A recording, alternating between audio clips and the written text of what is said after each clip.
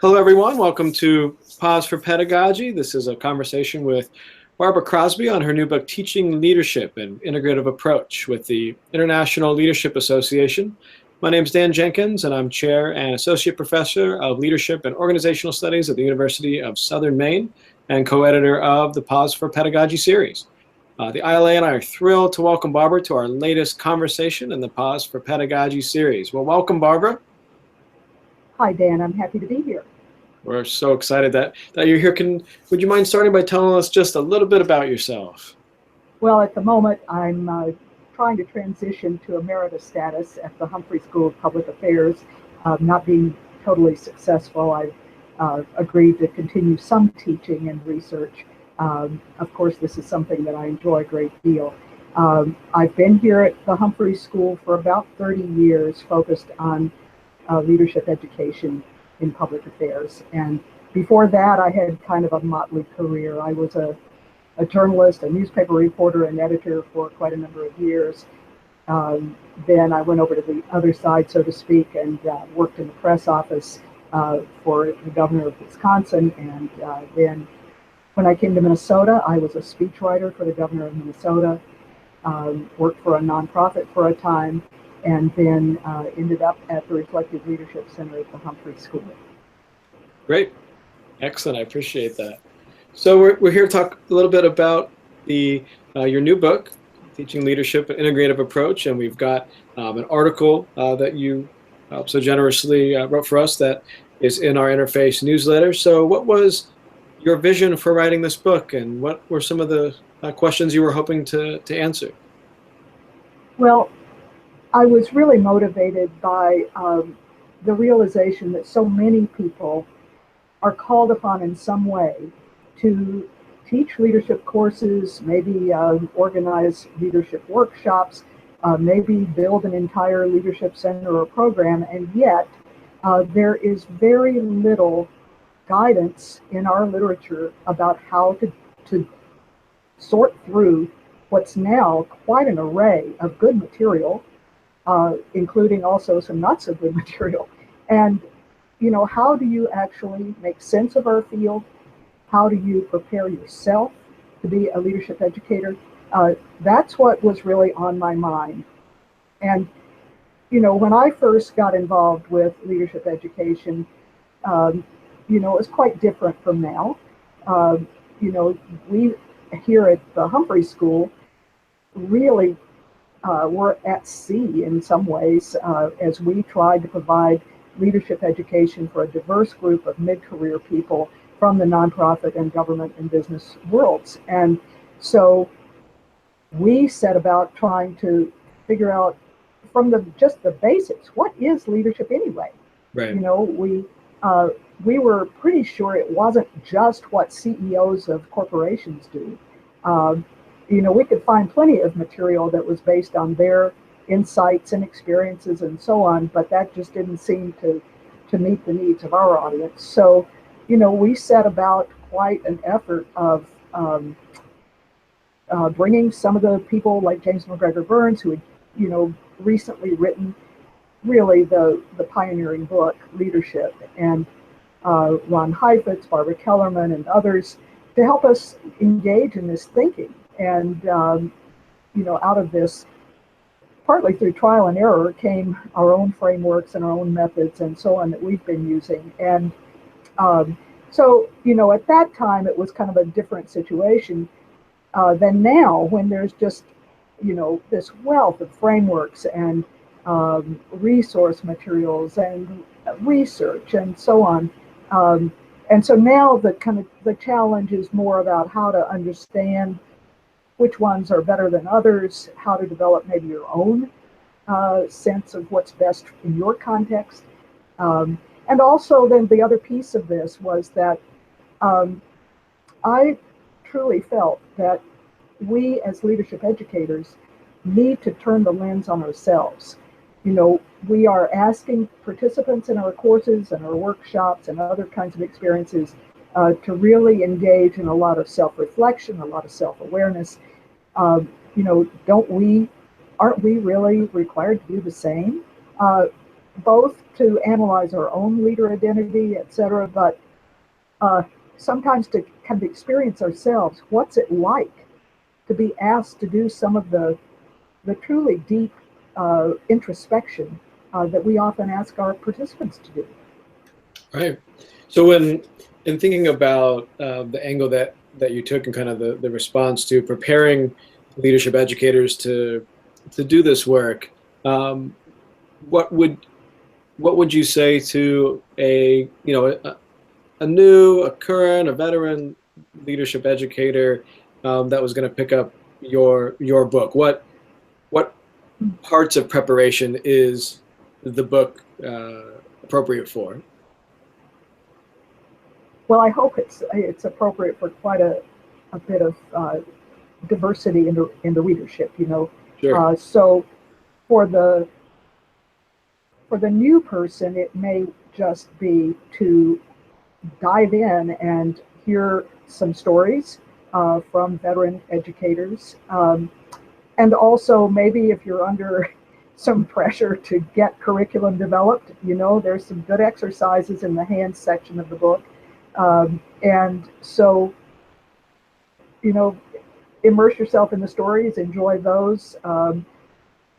Go for those practical exercises, and then when you get a chance, look at the head sections to catch on to the theoretical backgrounds that underpin those recommended exercises or readings or whatever. So for the newcomer to the field, particularly somebody who may be under pressure to produce leadership learning experiences, maybe that's the thing to do. I think, for people who've been in this work longer,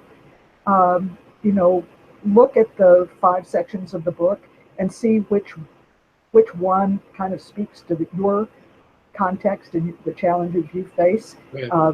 and pick it up in that way. It doesn't require that you march through in a particular order, really, although I hope it makes sense in that way. And I do think that the practices that I outlined build on each other. And so, just to rehearse those, they are using personal narrative to strengthen your own sense of identity and commitment to this work. And then hosting and hospitality. Third one is tackling organizational and societal problems. The fourth is strengthening citizenship. And then 5 is assessing, coaching, and mentoring. So as I said, I think they all build on each other, but there's no reason you can't dive into one before you do the others. Right. And so through starting to read through the book, you speak about these 5 practices and how they are approached and represented and processed and applied through leadership educators' use of the heart, the head, and the hands. Can you talk a little bit more about that practice, the distinction between those 3 constructs, and perhaps some examples of each? Yeah. Well, I think when I first got involved in the leadership studies field, my own interest was very practice oriented. And yet, as I got deeper into kind of the academic world, I realized that what tends to be valued, even in a school of public affairs, is theorizing and doing research that, in some way either proves or disproves certain propositions drawn from the theory. And, I've never given up my enthusiasm for relating leadership research and theorizing to the world of practice, because that's what motivated me from the beginning. I really thought about, what does it take for people who commit to working on some issue? Let's say it's special education for kids that are struggling in the public schools, or maybe it's a cause like voter registration, or something that's more complex. But why do some people get involved? Why do they stick with it? How is it that they connect with others and build powerful coalitions? And then you know, some people have difficulty doing this, sticking with it.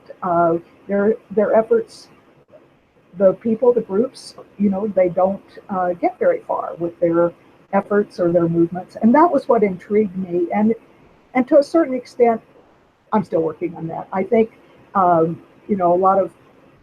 lot of educators do have a couple of central questions that just drive all their work, and that's really true for me. I hope I've gotten a little deeper in my understanding over the years, but that's kind of a digression. But nevertheless, the longer I've been involved with this work, the more I've understood that it's not just the heady stuff. It is also the passion that people bring to their work.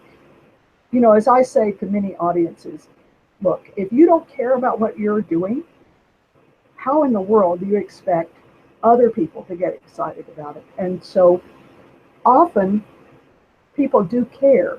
They just haven't spent very much time reconnecting with the passion or the energy that got them involved in the first place. And so part of the work I do often in the classroom or in the workshop setting is to give people permission, incentive, prompts to re-engage with their passion and what they care about, and go through that process of saying, well, I don't always give the kind of time and attention to this that my rhetoric might indicate. And so then there's some time to say, well, what do I do about that?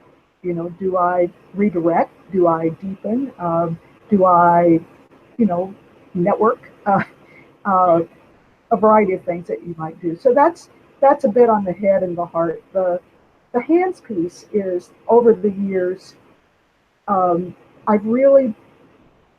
been, I'm a part of a group at the Humphrey School and at the Public and Nonprofit Leadership Center, at the Center for Integrated Leadership, but then this community of scholars like the ILA people.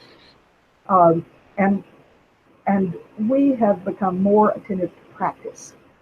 That practice involves paying attention not just to the people involved, but to the whole environment in which a learning experience takes place. And you can have a really great little exercise, but if you don't think about the context in which people are encountering that exercise, their personal context, the group context, the temperature, the colors around where people are, the lighting, the time of day, the cultural practices that are involved, the food, then your best exercise can be kind of useless. So the hands section is more about what do you think about as you prepare to use a particular exercise? What have some of us learned from trying something? Maybe it worked, maybe it didn't. We make it better. So that's a bit about the hand section. Love that. Yeah, I think often I had a great conversation with John Dugan, who's been active in the ILA for some time, about the invisible or the unseen architecture of the exercises and the learning activities and experiences that you may take students through. And so, as a facilitator, that's the hands piece really speaks to me in that way, because you do think of it three-dimensionally, in your brain, and how it will be experienced, both for the facilitator and, most importantly, for the students, those participants. Go, please. I just had one thing to add to that. I recently, a student wrote a letter of nomination for me, and one thing she singled out was something that I've done almost consistently in my teaching, is that I play music as people are entering the room. And usually I've been working with mid-career people who are coming from work, and I just thought I need something to kind of break them away from their preoccupations and so on, and music really helps with that. And I was just struck that somebody kind of reflecting on my career singled that out. Mm-hmm. It's those little things that I think the book advises us to be in tune with and to practice more intentionally and to be more aware of. And I appreciate you sharing those examples. So thinking a little bit more about the practices and the heart, head, and hands, can you speak a little bit to the individuals that you interviewed in your study for the book, and how their stories informed these three practices, and perhaps if there's any one story or example that really uh, I guess agitated you, or but I mean in a positive sense, but Yeah. pushed you to think about things in that way. Well, first of all, I just felt like it was such a privilege to be able to have these conversations, and and I think in a way the feeling was mutual with the interviewees, because um, some people have certainly been doing leadership education for decades, others a little younger in their career, and yet everybody very reflective and um, I would say um, using a very relational integrative approach in their work. So um, I found a wealth of stories about, in some cases, people I knew very well, uh, that maybe not surprises, but certainly new and fascinating information. And so Gil Hitman and I both grew up in the deep south of the U.S. in the 50s and into the 60s. And, she grew up in a very supportive African American community in Alabama, and was encouraged throughout to move into leadership roles and so on. And I knew something of Gil's background, but not anywhere near what she was telling me. Well, meanwhile, I'm growing up in Augusta, Georgia, in a very segregated society. I went to all white schools, etc. Uh, I went to Vanderbilt University in 1964 as a freshman. There were 6 African American freshmen in. They were the first undergrads to come into Vanderbilt. And so, that was 6 out of 1,000 entering freshmen. So it was quite a time for me and my friends who worked on the college newspaper and were involved in all this kind of political activism. So that was like, I was going through that. Gil was going through her experience going to boarding school in New England, where she was out of that environment and getting a lot of reinforcement at her boarding school about what was possible for her, that built on her involvement in the civil rights movement already. And so, that parallel to me, these different experiences, but also how the civil rights movement galvanized all of us of that generation who cared about making our societies better. That's great. Yeah, and it's interesting. One of the first things you mentioned in the book is how none of us intended to be leadership educators. We it was thrust upon us, and I think you said it more eloquently, but it's so interesting. And some research that I've done and certainly read has echoed that theme, and certainly speaking to people, just all the different, and you mentioned that too in the book, all the different courses of study and experiences and ways of life and terminal degrees and whatnot. We all come to this, and we're practicing leadership education in so many different contexts, whether they're academic or student affairs or outside of higher education. But right. These amazing experiences that have brought folks to do this important work. Yeah. So as a leadership educator that reads your book and wants to practice the techniques that you offer, how might they assess whether or not they've successfully practiced them or applied these techniques? Well, certainly the 5th section of the book talks a lot about assessment, and right. The best assessment comes from those who participate in the workshops and the courses and so on. And so, that means you have to think ahead of time about what it is you're going to be assessing, so what is it you want people to get out of your of their learning experiences, and so any assessment has to be geared to what it is you hope to accomplish, and some of that backing up in the process means too that you spend some time with participants at the outset of something, uh, saying, well, all right, I've got these outcomes that have been identified for the course or the workshop or whatever. What do you want out of it? Because sometimes those things can be quite different from each other, and maybe you do some reordering or reorganizing based on what you get when people come to the workshop, and so I think that's part of it too. So at any rate, that chapter offers some uh, of the heart of assessment. In other words, why do you do this? Why do you care about assessing your own leadership and your own practice? How do you help others give and receive feedback? I mean, I like to say feedback always sounds to me like I'm going to get beat up, and how do you foster constructive assessment and feedback? Because if you don't get any feedback, you'll never know. But on the other hand, you can give feedback in a way that causes people to shut down, and different people need different kinds of feedback. And again, I've had to say to people, I don't listen when you tell me how badly I performed.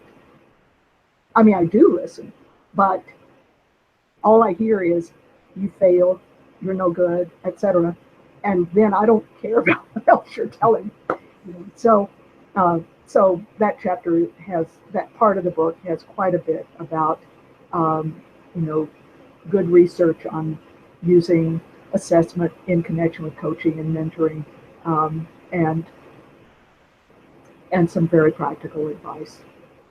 Great. No, thank you for sharing that. So, I alluded earlier to, this book, and there really are few like it. In fact, very, very few. And there are just now some books starting to emerge, with yours and some coming out in the next year or so that are providing resources for people that are doing this work as leadership educators. Yeah. And so where do you see future research or writing headed in this area as you reflect on, your process and the time that you put in from, the idea, kind of at the end of the last decade to putting this book out last year, and, for others that may be interested in or starting to develop some research or work and the professional development, if you will, of leadership educators or identity development, what have you. Well, I'm certainly looking forward to the book that you and your colleague will be publishing before long. And I think, there's just going to be ongoing need for people as they're either going through doctoral programs in leadership or coming from other disciplines to have more guidance, in terms of what kind of foundations do you need in order to be a respected scholar in this? I don't see a separation between research and teaching and your own practice. And so in a certain way, I think leadership and leadership education are the same thing. And so, I'm helping people build their leadership practice. Part of what I'm helping them do is develop the leadership of others. So I think, more attention to how leaders and leadership educators develop the leadership of others is an important piece, because often, I'm alerting people in my classes and workshops, this is not just from me to you, it's you now being prepared to do the same thing that we're doing here in this classroom with your groups and so forth. So I see more research kind of connected to that process. The other thing is that I think researchers, when I first got involved, it was a very individual kind of focus. And, I was interested in, well, how do you, yes, individual focus is interesting to me. I kind of mentioned that earlier. And yet we must understand how this is a relational process. And we've got to move beyond just thinking, okay, we've got a few heroes or a lot of heroes acting on their own. We've got to understand the power that comes from working in groups and in organizations and institutions and so on. And so I think more of that work of how do you move from the individual level to what my colleague Kathy Quick calls the plural level to the collective level. And now there is some good research. Kathy did a very good study, many others, but that's still developing. And I think it's going to develop more. I hope I've contributed to the start of it, and I think we'll get more. Sure. Yeah. No, I appreciated quite a bit. Early in the book, the emphasis that you placed on, the leader and the follower within this context, and Yeah. speaking to what Barbara Kellerman has been heralding, and some of this, just the importance of the follower and followership and those other roles that are so important in this relational process. Right, and realizing that all of us do follower work as well as leader work, probably more so.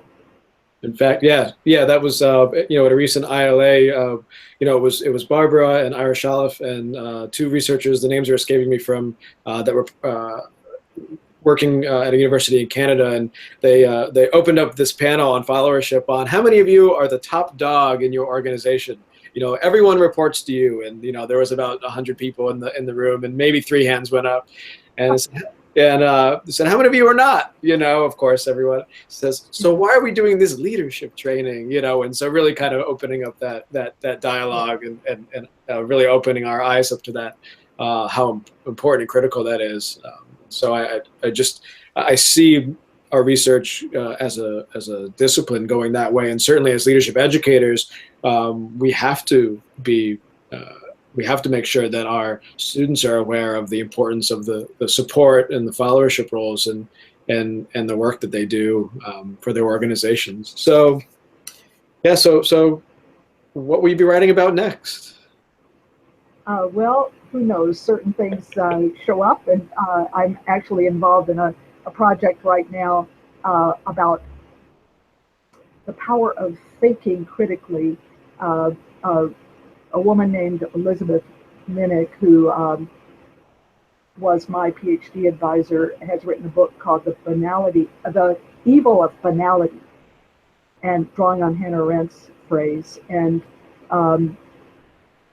really trying to get at this question of what happens when, let's say, unthinkable kinds of behaviors become kind of systematic in an organization or a community. How does that happen when, ordinarily good people, you would say, become part of something that's really evil? So, you can think of the obvious things like the Rwandan genocide, or, the Holocaust. Those are the big examples. And so what her thought is that people's thinking ability gets dampened. And what are they really doing, And so there's a follow-up book project that I'm a part of to try to elaborate that. And that probably will use an example that John Bryce and I are currently involved with, which is understanding an effort that's currently based in Minnesota, but has kind of national implications to change the whole ecology of support for minority entrepreneurs and minority-owned businesses. So again, it's another one of these examples that goes from the individual to the group to the societal level. I'll I'll keep being involved in, new versions of what I've already been working on. That's exciting. No, I wish you the best of luck with that project and as well. Thank you for sharing that. Anything else you'd like to share with us about your work, about your book? Well, I'm really hoping that people will pick up the book, whether they are new to the field, whether they've been involved with a long time, and just, find things in there of very practical use, but also, um, things they can resonate with in terms of the experiences that, uh, you know, 24 plus leadership educators have had in the classroom. It's delicate work that we're involved in. It's exciting work. Sometimes it's oppressive work. Um, and, um, and we're a community. And I think, I hope that community just keeps growing. As do I. So, well, thank you so much, Barbara, for joining us today. It's been a real pleasure. And so, as a reminder to our audience, Pause for Pedagogy, it's an initiative of the Leadership Education Member Interest Group of the International Leadership Association. And articles and videos are available at www.ila-net.org. And you can follow the association on Twitter at @the_ILA. Once again, Barbara, thank you so much. Thank you.